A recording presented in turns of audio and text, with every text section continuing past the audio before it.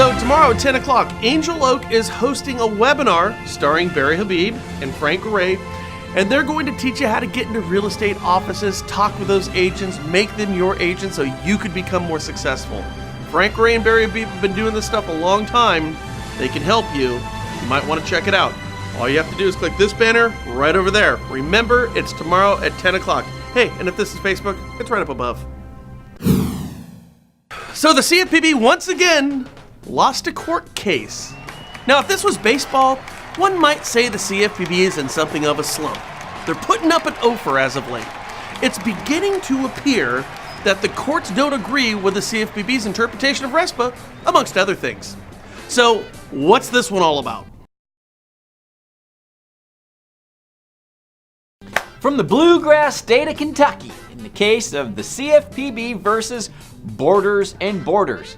The CFPB asserted that Borders paid kickbacks to the principals of real estate and mortgage brokerage companies that were disguised as profit distributions from the joint ventures, and that the kickbacks were for the referral of customers to Borders by the principal. So what does that all mean? Well, it means that a settlement service provider, like an escrow company in some states, in Kentucky, you get a lawyer. The CFPB claims they were paying kickbacks to realtors and lenders for those leads. The courts, however, ruled that Borders and Borders met their safe harbor obligations, which means this is not a RESPA kickback violation. Those safe harbor obligations are joint ventures that each had an operating agreement, were authorized to conduct business in Kentucky, and were approved by a title insurer to issue the title insurance policies. So now the CFPB, they can appeal this case, and they may do that. But now that we all know that it's just a matter of time before Mr. Cordroy quits and runs for governor of Ohio, one would think that the current administration's future candidate for CFPB director would probably drop this case. As far as Director Cordroy leaving, we need to think of this. If Cordroy quits tomorrow, we have an acting head of the CFPB that already works at the CFPB.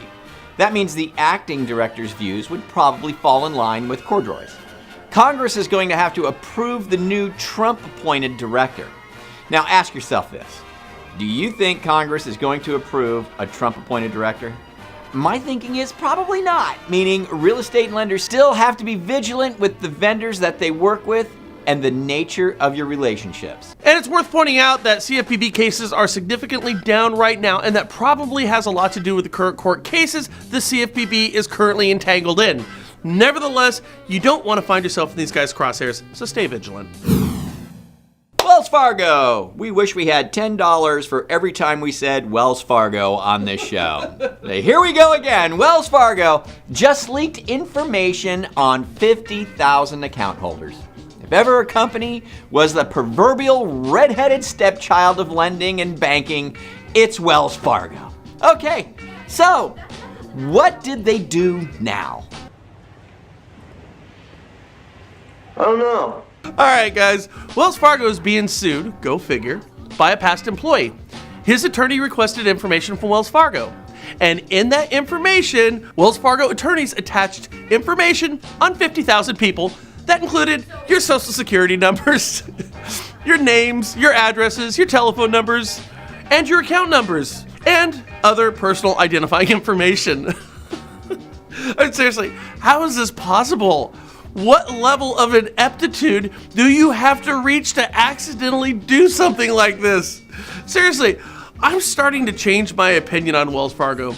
I mean, how do you hire someone that's capable of making this mistake? I don't know.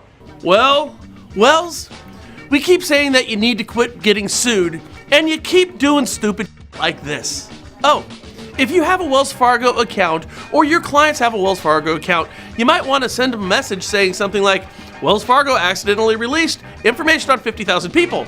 If you have a Wells Fargo account, you might want to contact them to see if you have been compromised, and then always follow up by asking for a referral.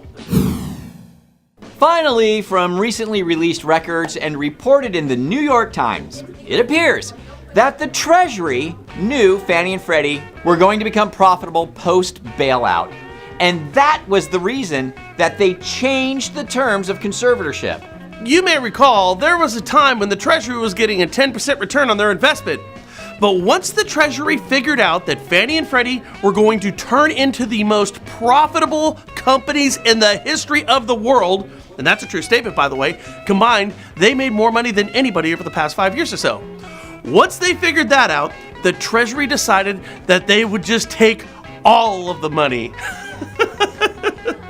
So yes, my friends, it was greed, not protecting taxpayers, that motivated the Treasury to change the terms of the GSE conservatorship. Say it isn't so.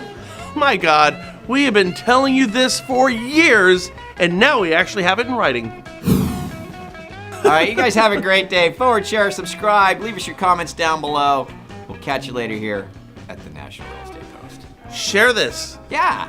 tag Nice. this, Tag. and then put a stipply up there of you. Well, you don't know what that is? Well, you need to see the webinar that we did on yesterday. Yesterday. Yeah. Yeah. Check that out. You can find it in Mortgage Shots Kills. It'd be a great way for you guys to pick up more business, and it's totally free. Stipply. Later. Look into it. See you. Bye. Bye.